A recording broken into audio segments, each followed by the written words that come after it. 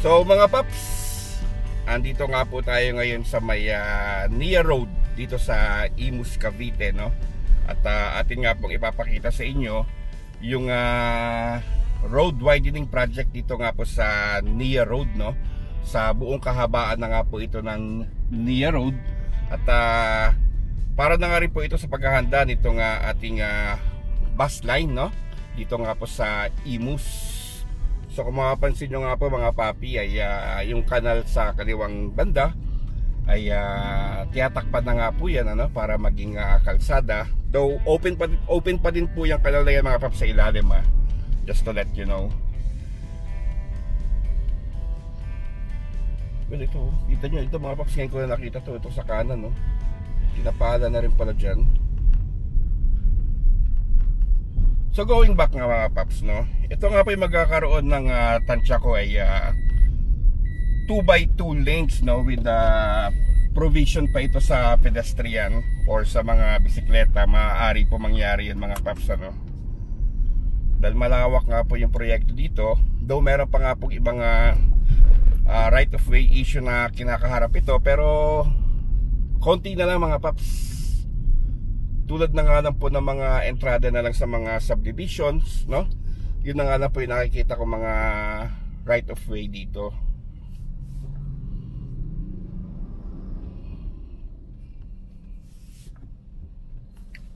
Teka lang mga paps, tawid lang tayo.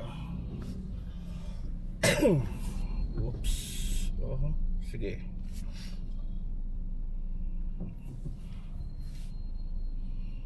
Ayan mga paps, ugaligin na nga po natin sa kalsada na, alam niyo yun, bigayan lang mga paps.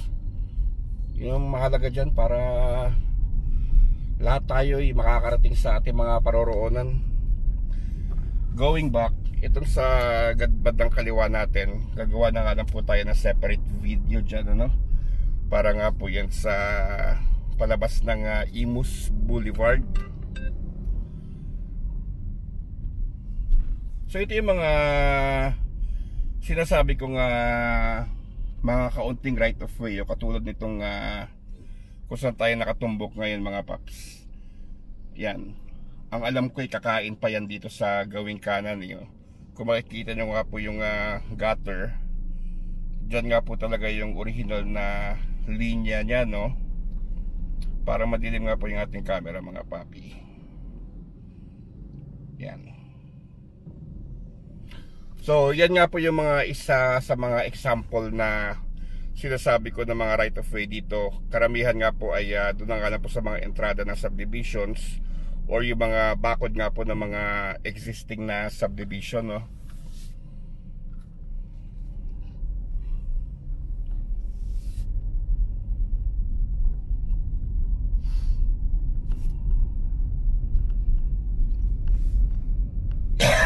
Excuse me.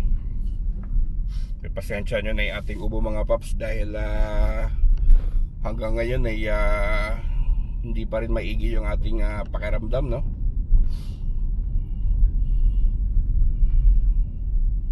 So ito yung kahabaan dito sa kaliwang banda, oh. Kita nyo, patapos na siya. Tapos itong sa kanan naman, yung rough road pa, ay yan naman po yung aayusin, no, sa mga susunod na araw.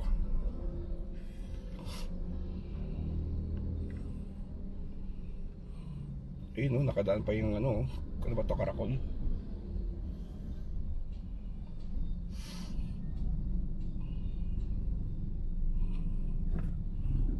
So ayan yung mga establishment dyan sa kanan natin, for sure tatamaan pa yan ng bahagya para nga maging kalsada yung yun na yung sa kanan, yung pinaparadahan ng mga tricycle.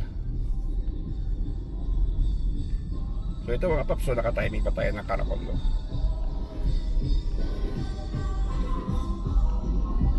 Hindi, ano ba?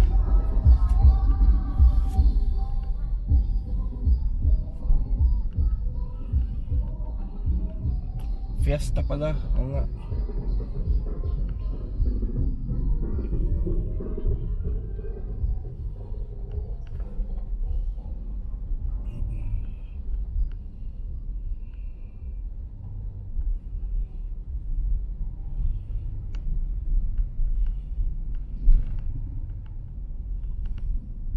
Fiesta mga paps, hindi ko lang alam anong parte ng Bukandalang Fiesta dito.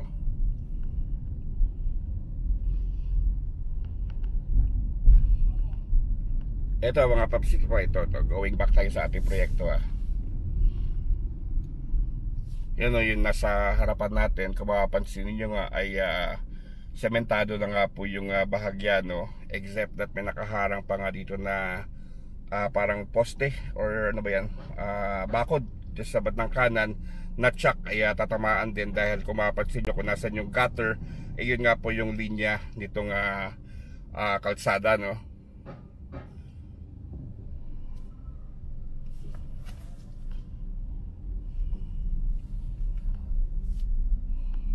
So if ever matapos nga ito at maikumpuni na itong kahabaan ng Nia Road, ay magkakaroon nga po ito ng 4 lanes in total.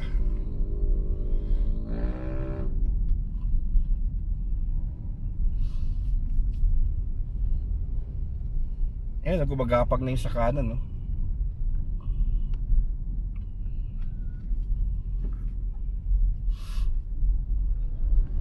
Palabas na ng Legion yan.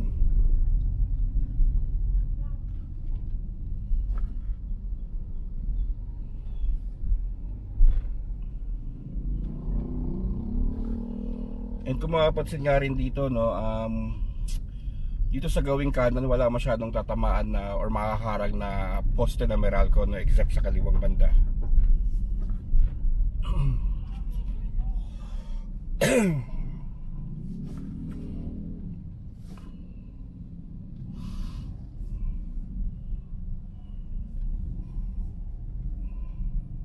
Ito pa, nalatagan na yung sa kanan, no.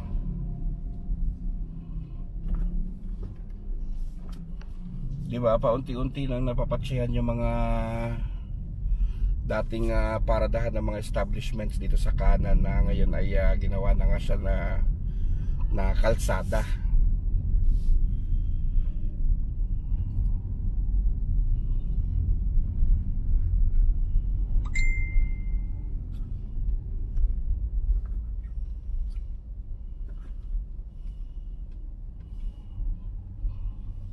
And dito nga banda, nasa gitna na yung gawaan, no? Approaching ACM na to oh.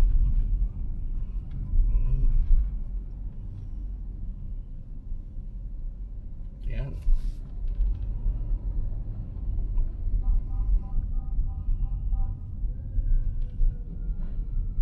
So mabilis last week before nung long weekend dumaan ako, wala pa to dito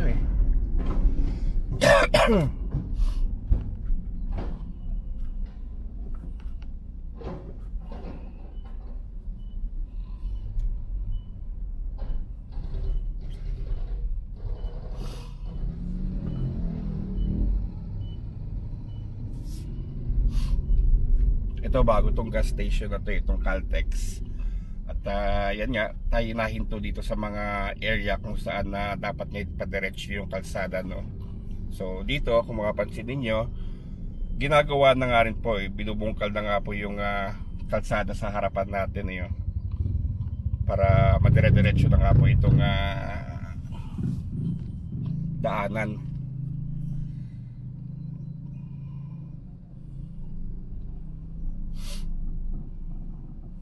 Naubusan pa yata ng baterya si ate. Oops. Ay, teka. Tabi tayo.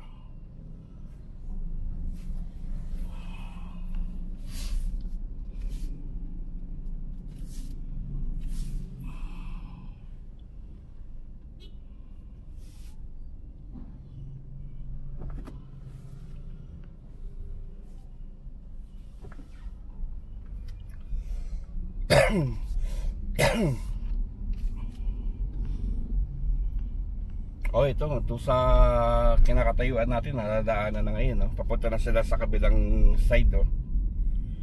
Yan. So dito, no, magkakaroon tayo ng brief idea kung gaano kalapad ang outcome pag natapos na itong proyekto na ito dito sa Nia Road, no? So kakain nga po ito ng at least 2x2 lanes, no, with provision for siguro pedestrian, mas maganda, no, or bike lane. So malapad siya, oh. Yung mga poste lang talaga dito sa gawing kaliwa.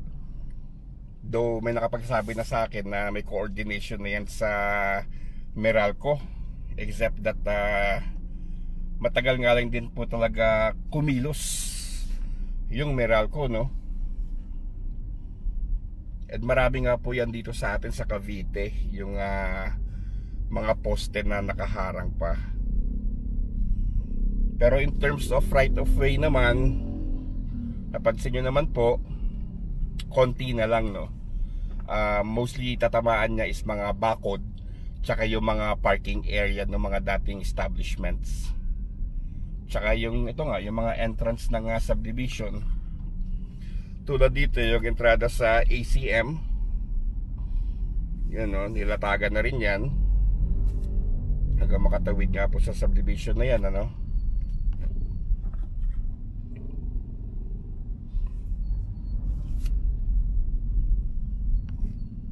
Haba na ng traffic dahil dun sa karakol kanina.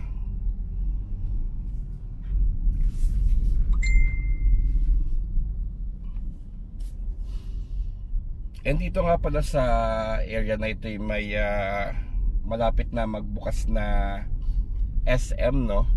SM Imus, pero hypermart lang to, mga paps. Hindi pa siya yung SM City talaga. I don't know kung magkakaroon ba tayo ng SM City dito sa atin sa Imus. Ito.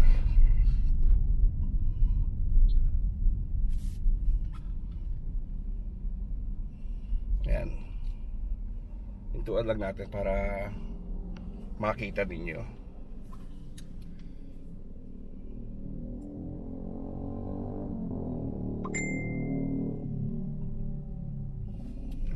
So dito nga po itong SM na to, no, sa tapat ng dating peryahan. Yung sa kaliwa yung peryahan niyo.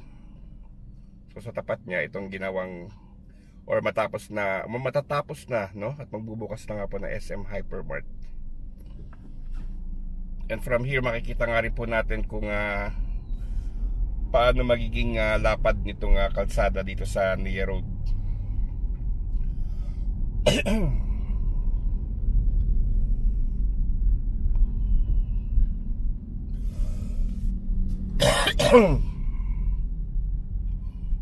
Dito itong patawid dito sa Karsadang Bago, nagkaroon ng problema dito sa right of way, eh.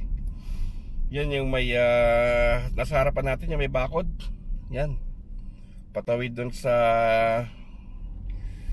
Sea Oil na gas station, no? Diyan sa may Karsadang Bago. Ay meron pa nga pong ano yan, no? Meron pang right of way issue. Kaya pagdating nga po dito nagkaroon ng choke point, no? Kasi malapad dun sa may SM, papasok naman na Karsadang Bago, ay biglang lumipis. So madalas nga po magkaroon ng build up ng traffic dito.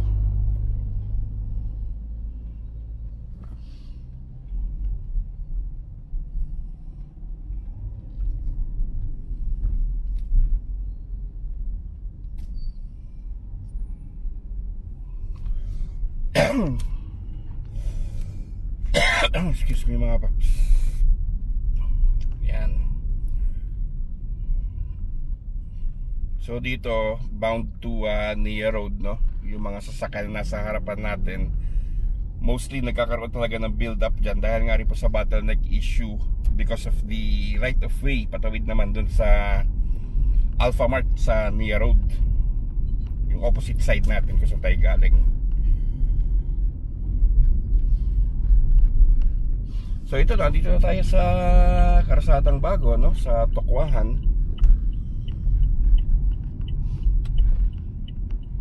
At ganito nga yung i-expect natin, no? Na magiging kalsada dyan sa Nia Road, katuwang nga po ng bus route, no? Transit system natin dito sa Imus. Naitampok na nga rin po natin yan mga paps, yung Cavite bus transit system.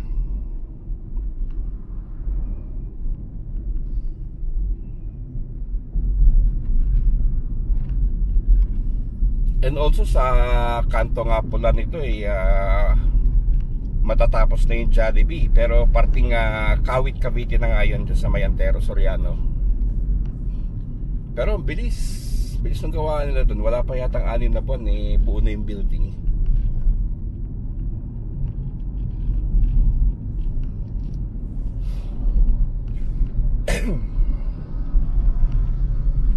Sige, later on makikita nyo yan mga paps, yung Jollibee.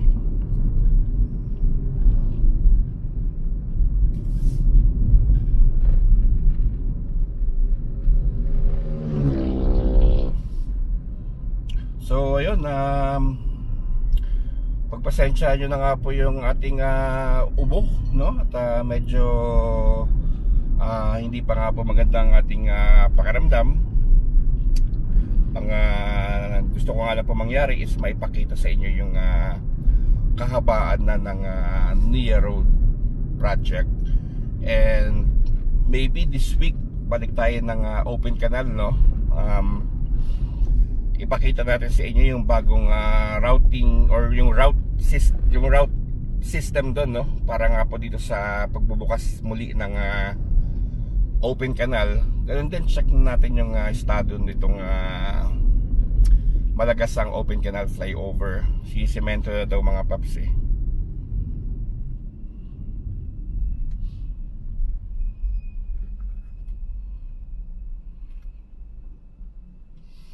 Itong area na ito, itong intersection na to, ano rin dito nagbi-build up din yung traffic dito pag hindi nagbibigayan At mahaba matagal. Kaya napakalaking bagay nga tulad ng sabi ko, always lagi tayong magbigayan sa kalsada. Iwasan na natin yung tutok system. Yun yung delikado no? Lahat naman tayo makakarating sa ating paroroonan. Magbigayan lang mga paps. Uy, tahong. Safe na daw kumain ng tahong, sabi ni Gob. Parang masarap magtahong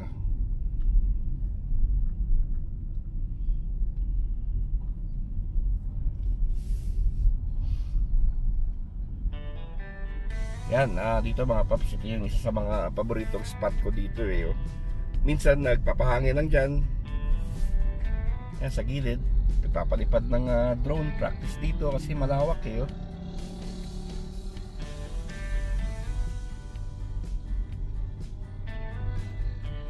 So ito, approaching Kawit na tayo. So again, paglabas natin ng Antero Soriano Highway, nandyan din yung Calax Cavitex link. So mga paps, hanggang sa susunod na update natin, sana nga po at least kahit papano nag-enjoy kayo dito sa maiksing pakita nga po natin sa Nia Road. So maraming salamat po.